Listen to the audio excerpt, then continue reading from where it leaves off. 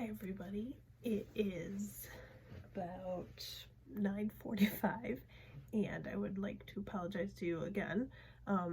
It seems lately the meetings I have to attend are taking over my day and I am not able to do something that I love most, which is recording these little videos and sending them to you. So, as I was unable to do it yesterday because between my meetings and my kids' meetings, our computers were constantly going, and we have two that we share between the four of us. So I waited till tonight so that I could do this for you guys. My apologies.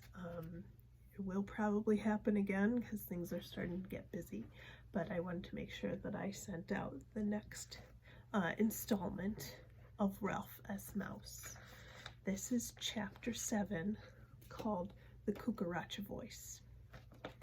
Sometime late Sunday night, the weather changed. The snow began to melt. By Monday morning, the fleet of school buses came sloshing through the slush.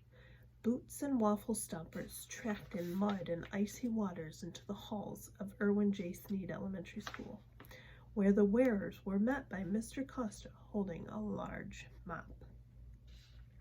Ralph, whose weekend had been so long and so lonely, felt such joy and relief at the sound of the school buses that he skittered back to room 5 in a forgiving mood. There he hid in the old mitten. Anything was better than that long, cold, miserable weekend. Perhaps Ryan had found a way of repairing the motorcycle. Miss K's class arrived in a grouchy mood. Snow was fun, slush was not. There was more confusion than usual as the children peeled off their wraps and kicked off their boots. Many were carrying clippings from the Cucaracha Voice. Miss K was not in the room to welcome them, which was not helpful. Gordon told Melissa, who was wearing wet shoes and carrying her boots, that he was sure static electricity would not hold a mouse to a sock. Melissa told Gordon he had no imagination. Brad arrived with his arm in a sling. Instantly, a rumor started that Brad hit Ryan so hard that he had injured his hand. Sides were taken, arguments began. Ryan glared at Brad. "You owe me a motorcycle for the one you broke. Serves you right, you hurt your hand." "That motorcycle you said was Ralph's?" scoffed Brad. "What would that stupid mouse do with a motorcycle?" Someone dropped a clipping, and before it was picked up, Ralph was able to glimpse a picture of himself looking small and frightened in the goldfish bowl. The picture was not bad. In fact, it was quite good. His eyes were bright and each hair was distinct. Ralph congratulated himself on being such a handsome mouse and wondered if Matt back at the inn, if he still worked there, would he see the picture, recognize, and perhaps miss him? As the last bell rang, Miss K hurried into the room with a worried look on her face. Instantly, she was surrounded by excited children, waving clippings of the Cucaracha Voice and trying to talk all at once. "It wasn't like that at all," they said. "The reporter got it all wrong. It's a bunch of lies. They didn't even put our picture in the paper. Most puzzling was, Ralph isn't that kind of mouse. He's nice.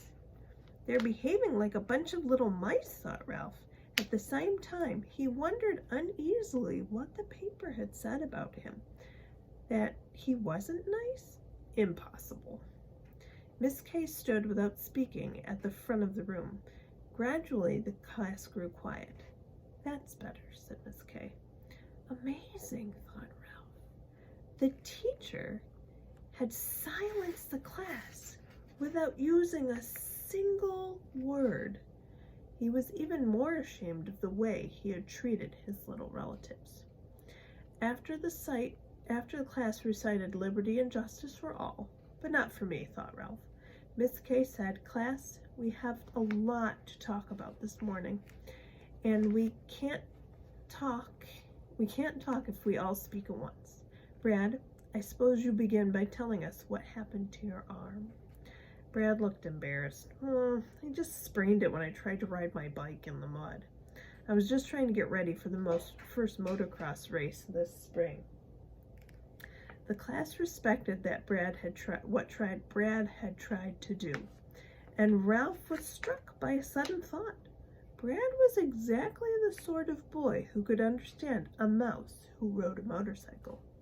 To change the subject, Brad asked, "Is Ralph going to try and run the maze again?" "How about it, Ryan?" asked Miss Kay. "Did you bring Ralph to school today?" "He's lost." Ryan sounded worried. "He got mad because, he got mad Friday afternoon and disappeared." "I am not lost," Ralph said to himself. "I know where I am. I'm right here in this mitten." A sigh of disappointment ran through room 5.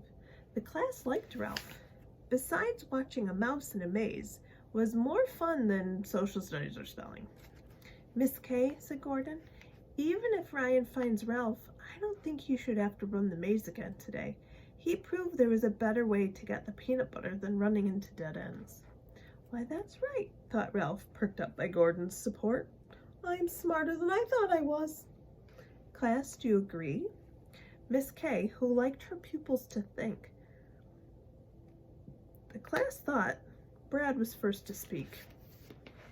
"In motocross racing, it's against the rules to get off your bike. I think he cheated."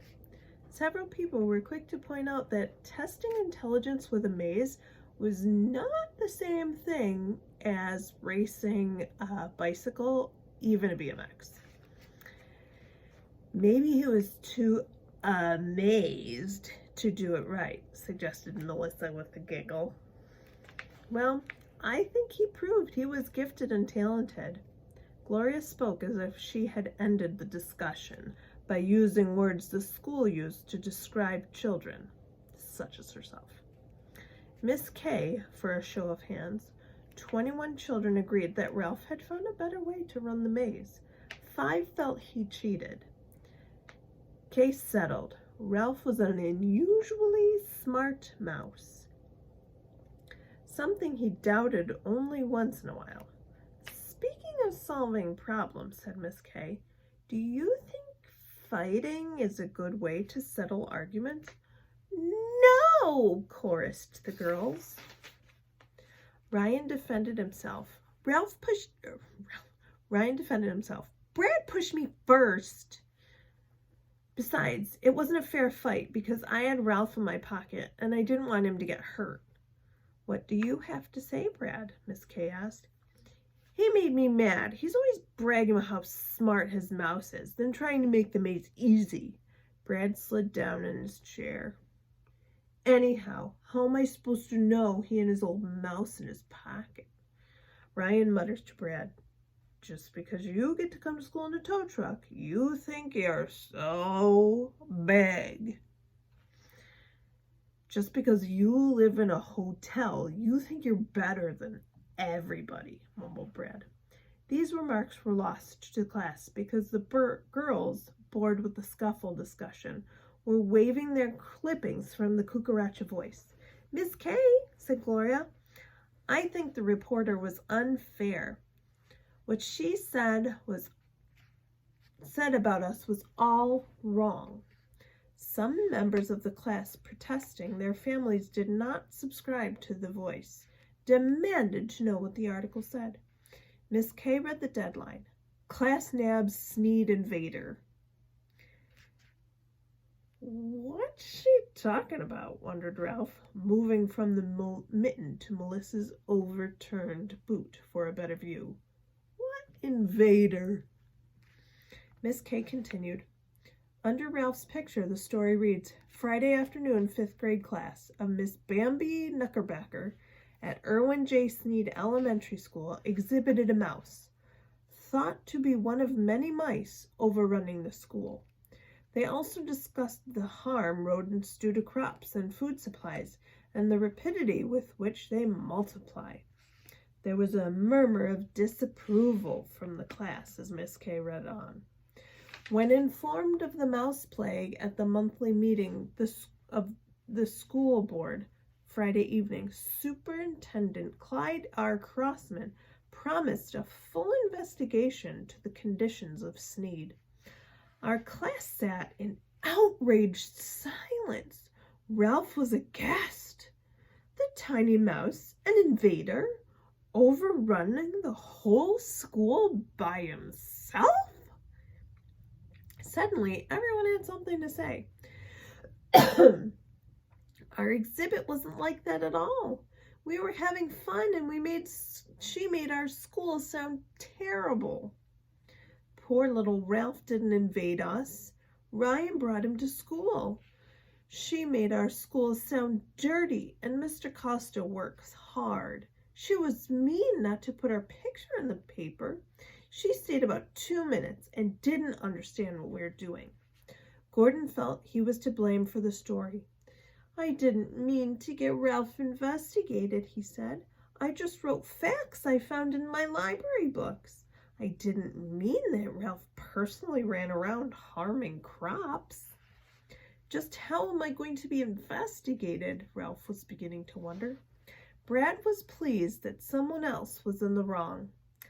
I think the reporter is a rat fink, was his contribution to the class discussion. Miss K asked if he couldn't find a better way of expressing himself. That was rude. After a moment, he said, I think that reporter just said what she wanted to say and didn't care about us. One boy said, my father says bad news sells more papers than good news. Everyone agreed that the reporter saying bad things about their school in order to sell more copies of the Cucaracha Voice was mean and unfair. And just plain sneaky. They did good things at their school, and she should have said so. Melissa said, I think we should all write letters to the paper and say the story wasn't true and there is or was only one mouse here. A splendid idea, Melissa. Miss K always eager for a new project. We can write letters for our language arts class. However, I think we should be careful that we tell the truth. Of course, Room 5 would tell the truth. Room 5 always told the truth, except when they fibbed. A little. Miss K continued, can we be sure that Ralph was the only mouse at school?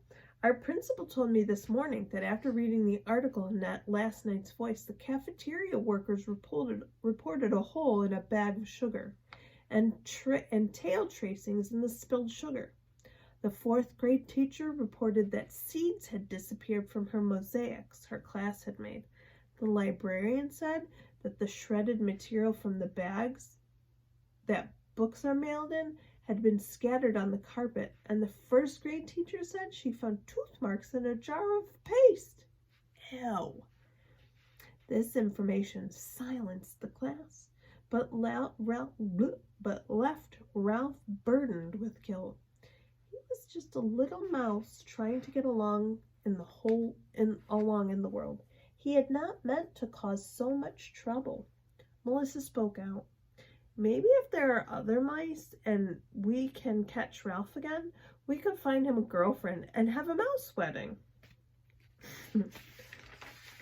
Oh, yes, said the girls, sighing.